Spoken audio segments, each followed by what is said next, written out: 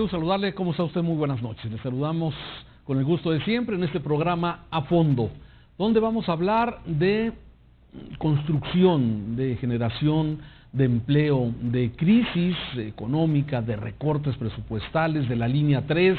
En fin, hay mucho tema para platicar y qué mejor que con el presidente de la Cámara Mexicana de la Industria de la Construcción, Delegación Jalisco, Luis Méndez Jaleda, a quien saludo con mucho. Luis, bienvenido. Gracias, Raúl, por la invitación. Muchas gracias por acompañarnos. Gracias. A ver, la construcción siempre ha sido un parámetro, Luis, de medición de cómo va la economía del país. ¿Cómo estamos en este momento? La visión nacional y la visión del Estado de Jalisco. Sí, es correcto lo que comenta Raúl. Pues detonamos del 70% de las ramas productivas cuando existe construcción. Hoy en día, el primer semestre fue un semestre a nivel nacional complicado.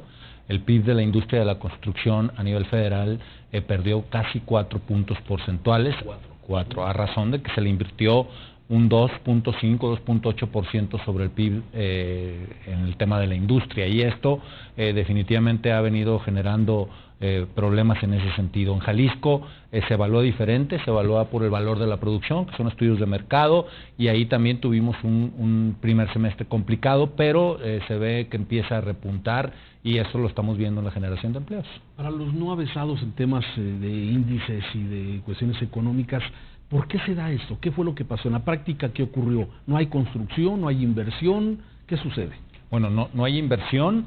Repetimos, a la hora de que se genera esta inversión, se generan muchos empleos, se detonan muchas economías, y bueno, entre las equivalencias para el gasto corriente y todo lo que se destinó en esa nueva estructura, inclusive el destino a otros estados, pues es lo que ha hecho que el primer semestre sea muy complicado. Bien, ahora, ¿es porque no hay inversión pública o porque no hay inversión privada en construcción? Bueno, ese es un dato importante, Raúl. La industria de la construcción los últimos 10 años se ha caracterizado por un crecimiento muy fuerte que emana de la inversión privada, a razón de que se terminó el año pasado con un 82% de inversión privada sobre el resto de inversión pública. Hoy en día podemos estar hablando agosto de un 78%, 77% de inversión privada, y lo que nos preocupó es que el primer semestre, después de 10 años, por primera vez, ya no existió un crecimiento en los inversionistas en tema de privado. Entonces, esto aúna a que se empezó a complicar un poco, ¿no? ¿Por qué no están invirtiendo? ¿Falta de confianza? ¿Cómo lo visualizas tú? Sucede cada sexenio. Hay caídas de hasta un 20 o un 30% en esa inversión cada principio de sexenio. Hoy en día, creo el estilo y por el tipo de nuevo gobierno que está llegando, se generó más especulación y más expectativa, principalmente los primeros 7 u 8 meses de este año. Entonces los inversionistas detienen sus proyecciones, esperan a que exista estabilidad, y también tienen que ver mucho los factores externos, ¿no? Estados Unidos, el tema comercial con China, todo eso se reúne y todo eso conlleva pues mucha especulación en ese sentido, ¿no? Son factores que tienen que ver, todos están de alguna forma interrelacionados, y por eso tenemos esta baja. Ahora, hablando de Jalisco, Luis, hablas que también tuvimos un primer semestre complicado, pero ya ves que va hacia arriba. ¿Por qué? Sí, mira, mucho tiene que ver con lo administrativo, con el ejercicio del presupuesto, que a lo mejor los primeros 3 o 4 meses no fue tan acelerado como el año anterior, que pues ya está todo organizado y que hay cierres muy fuertes, ¿no? También se han diseñado estrategias de asociaciones públicos-privadas, se han diseñado estrategias de financiamientos, que eso es lo que se está tratando de que en Jalisco, tanto la iniciativa privada como el gobierno, con una amalgama sana, echen adelante a nuestro estado, ¿no? Y es por lo que a partir tal vez de julio o agosto estamos viendo ya números muy diferentes. En el tema del empleo, por decirlo, en julio del año pasado o agosto del año pasado terminamos con 155,000 empleos, pero en diciembre del año pasado o en enero de este año empezamos con 141,000 empleos. Al día de hoy ya vamos en 151,000 empleos. Tal vez si lo comparas con julio, puede ser engañoso y puedes decir que hay una caída de empleos, pero si lo empezamos a ver desde enero a ahora, son 10,000 empleos de más, y esos son los indicadores que habría que escarbar para ver que las cosas no son tan negativas, ¿no? Claro. Ahora, siempre se ha pensado que la obra pública es un factor fundamental de la industria de la construcción. La línea 3, que fue uno de los grandes proyectos del sexenio pasado, que todavía no se termina, detonó trabajo, detonó generación de empleos, productividad al estado de Jalisco. ¿Durante cuánto tiempo y cuándo se detuvo esto? Sí, bueno, desde 2014 arrancó esto. Estamos hablando de tal vez un porcentaje de un 6 o un 7% sobre el valor de la producción, y podemos escalarlo así en la cantidad de empleo. Entonces, sí es un número importante en la generación de empleo. De alguna forma en esto. Y no solamente me quedaría ahí en el tintero, creo que también es muy importante el impacto social que va a traer una vez que arranque esta magna obra, además de que técnicamente fue la primera vez que sucedía algo como la tapatía, la tuneladora, ¿no? No lo habíamos visto. Esto también enriqueció mucho a los técnicos, y bueno, estamos esperando que pronto ya arranque esta obra, y junto con otras le van a dar otra cara a la movilidad en el área metropolitana. Que se concluya. Ahora, ¿qué ha pasado? Y ustedes que están en el área de la construcción, a lo largo del agosto del 2015, creo que empezó formalmente la obra de la línea 3, estaba proyectada que se concluyera en diciembre del 2017, ya había sido el proyecto,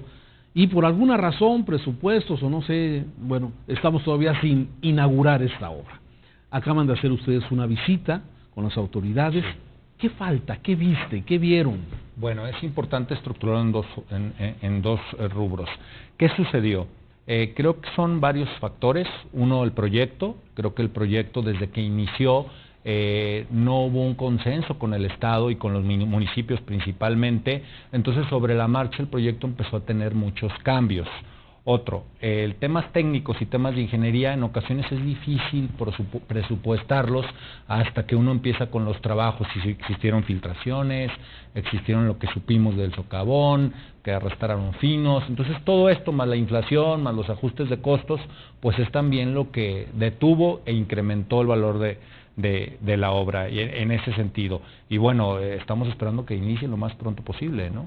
Ahora, ¿ya hay obra? ¿Ahorita ya están trabajando en algún punto para concluir esta obra? ¿Y para cuándo calculan ustedes que estará terminada? Sí, la visita que tuvimos hace algunos días con el director de centro de aquí de SCT, más funcionarios ferroviarios a nivel federal, que son quienes están encargados de este proyecto, pues vimos ya muchos avances, tal vez algunos temas en escaleras eléctricas, en elevadores, y en el tema de las estaciones subterráneas, que son aproximadamente 4 kilómetros, pues vimos algunos detalles que ya se están atendiendo técnicamente.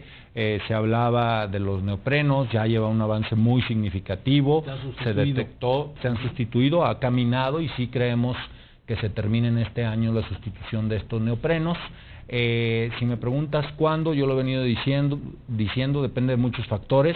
El más importante es el tema administrativo, y tiene que ver con el recurso que llegue oportunamente para que el empresario pueda tener la fuerza de trabajo suficiente y terminar. Creemos que tal vez la obra civil se termine por ahí de enero y febrero, y viene el tema administrativo de todo lo que se va a cobrar, el sistema de cobro, todo esto, y pues esperemos que sea lo más pronto posible, pero tal vez calculamos que puede ser a mediados de año.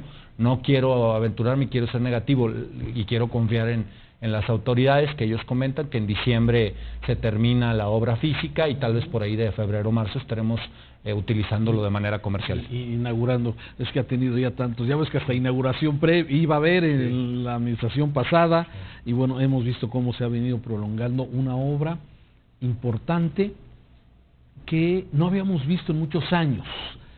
¿Tú calculas, de acuerdo como vas viendo, que podremos ver otras inversiones de este tipo, de más de 20,000 millones, que creo que ya fueron a más de 30,000 millones, de acuerdo a los presupuestos dados a conocer? ¿Obras de este tipo veremos en Guadalajara próximamente? Sí, ya se tienen proyectadas. Hay recursos para proyectos para la línea 4. Ya se licitaron, algunas partes están en ese proceso para el tema Tlajomulco. Sí, para Tlajomulco.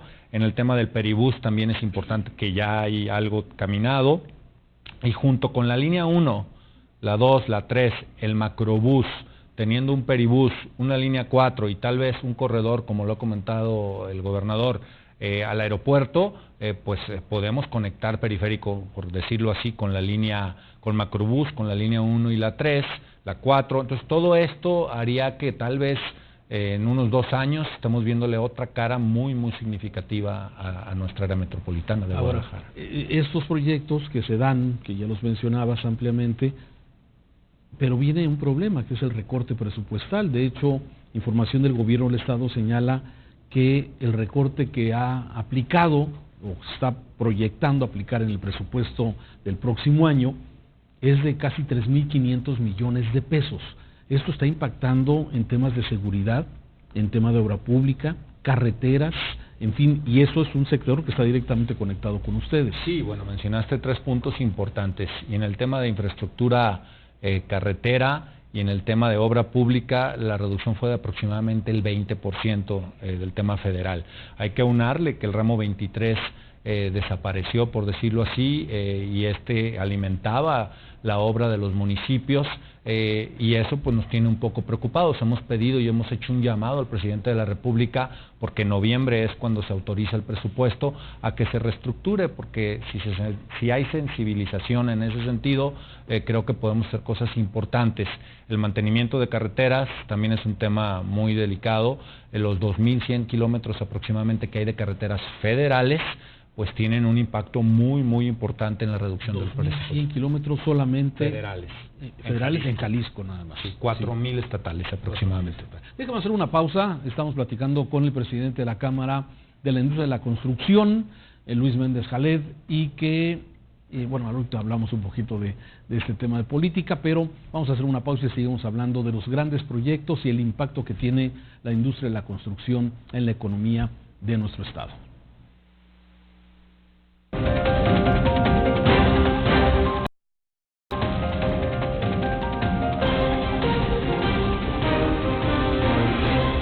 Vamos a continuar platicando con el presidente de la Cámara de la Industria de la Construcción, Luis Méndez Jaled, que nos acompaña esta noche en el programa A Fondo. A ver, hablabas de temas de movilidad, que son algunos de las inversiones que detonan cambios en las ciudades, ¿sí? Ya mencionábamos el tema que se ha anunciado, el tema de Peribús, ya como un proyecto, digamos que está ya aprobado, según entiendo, que ya van a empezar licitaciones y, bueno, esperamos que esto sea para el próximo año. ¿Qué tan avanzado vamos?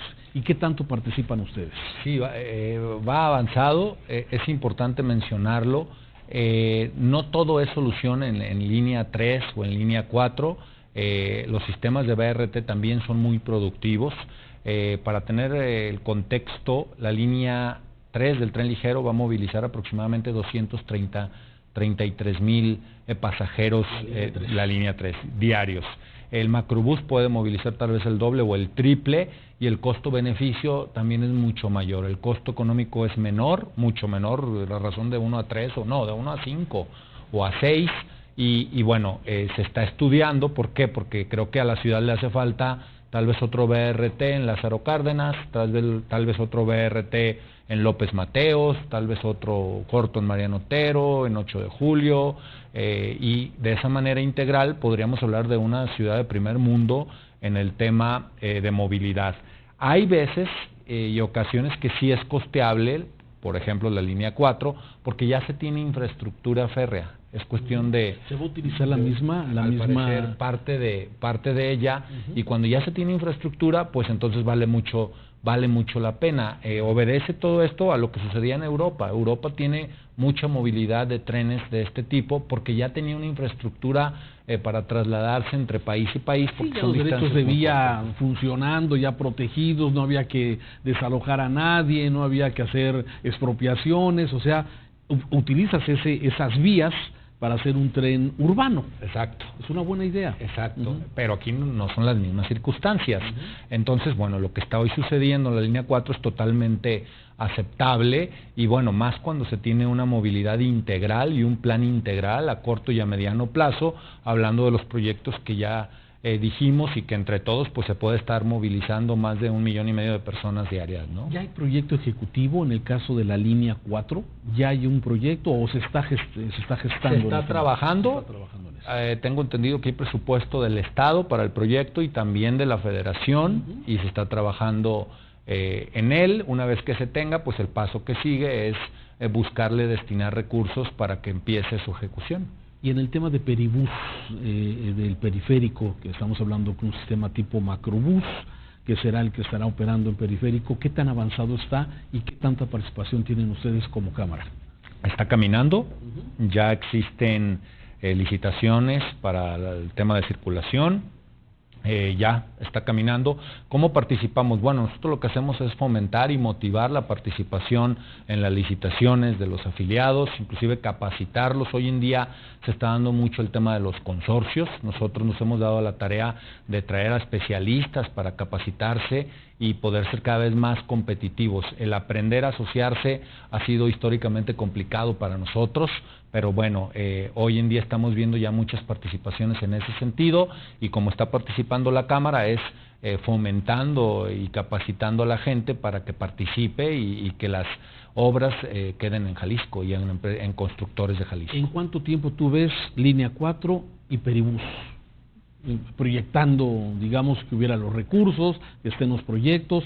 ¿Terminará el sexenio de Alfaro con estas obras? Sí, camina todo. Estamos hablando de que tal vez el siguiente año arranquen algunos de los proyectos y de 2 a 3 años para ver estos dos grandes obras, ¿no? Luis Méndez, hay un par de temas que son un poco de tema coyuntural, de tema político, que algunos sectores privados se han manifestado con ciertas reservas. Me refiero a la ley de extinción de dominio y a las modificaciones que ya aprobó el Senado en horas pasadas para pues considerar como delito grave la facturación falsa, ¿sí? Coparmex y otros organismos han levantado la voz preocupados de que esto pudiera ser una razón que por recibir en tu contabilidad una factura falsa que tú no estás enterado, pudiera ser considerado como un criminal al nivel de narcotraficante. ¿Cómo lo ves? Bueno, sí es importante que con respeto las instituciones y las cúpulas empresariales, las cámaras industriales, tanto también Coparmex como Cámara de Comercio, se levante la voz. Con mucho respeto tengamos que decir cómo vemos las cosas, porque al final la iniciativa privada, hay que tenerlo bien en cuenta, es quien genera los empleos. Y el gobierno pues administra los recursos de los ciudadanos, y eso es muy importante que se tenga en cuenta.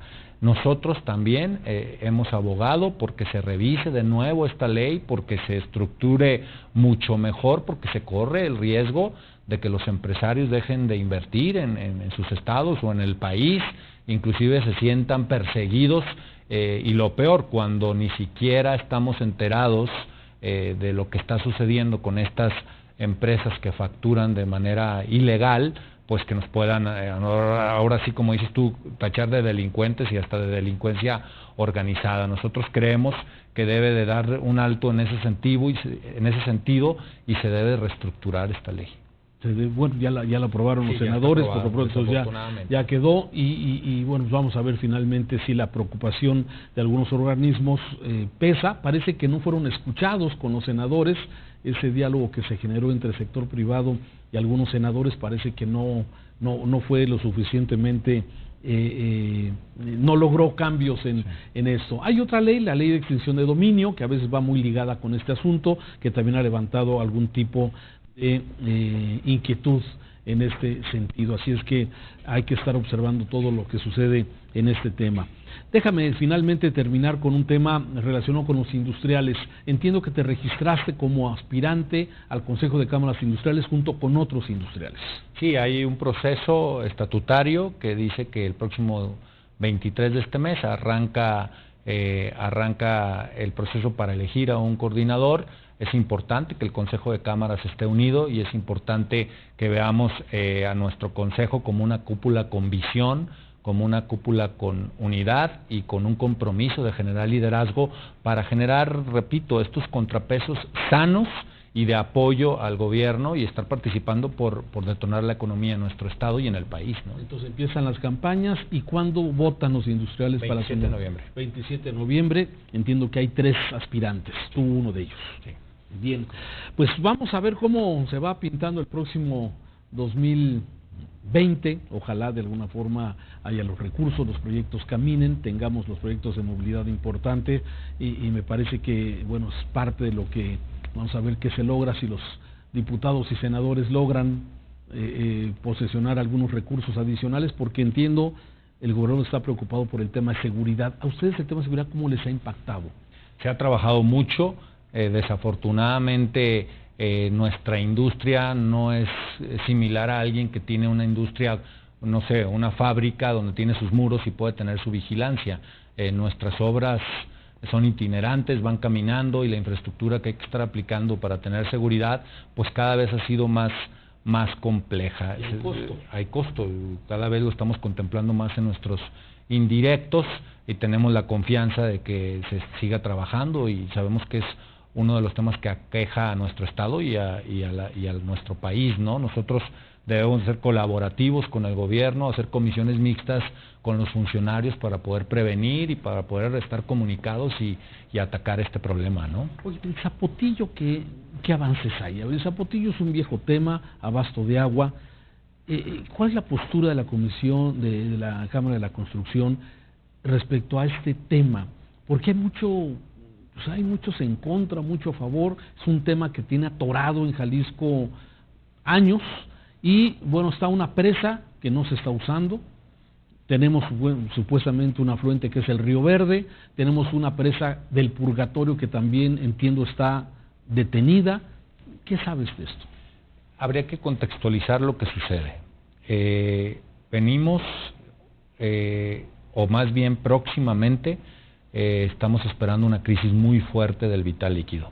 En el área metropolitana de Guadalajara ha crecido de manera significativa y hoy en día hay un déficit de 3 metros cúbicos por segundo. 3 metros se necesitan para abastecer todas las colonias de la ciudad.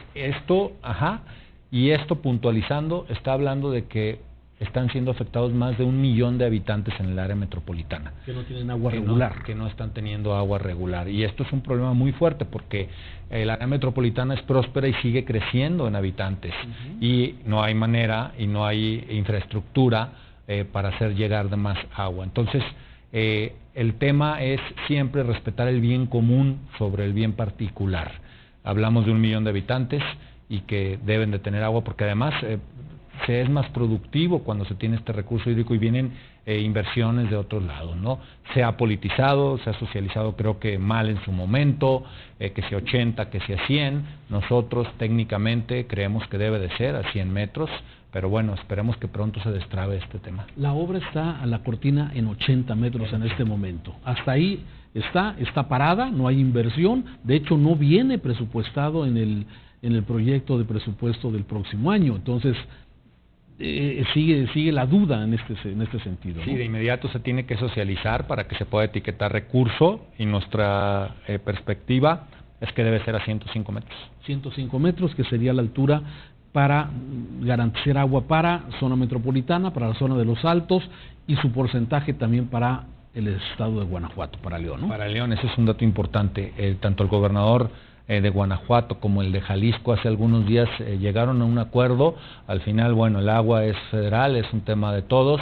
Esperemos que este acuerdo concientice y haga que nuestro presidente nos pueda apoyar para que se termine esta obra. Para sacarle jugo al agua del Río Verde con Zapotillo se necesita otra presa que es el Purgatorio. Sí. También está parada. Sí, el año pasado existía un proyecto de asociación público-privada, se detuvo y ahorita está también entrampado y ese proyecto pues también es importante que se dé para lo que hablamos del tema del saneamiento. Existe agua, pero no la infraestructura para concentrarla y traerla para acá.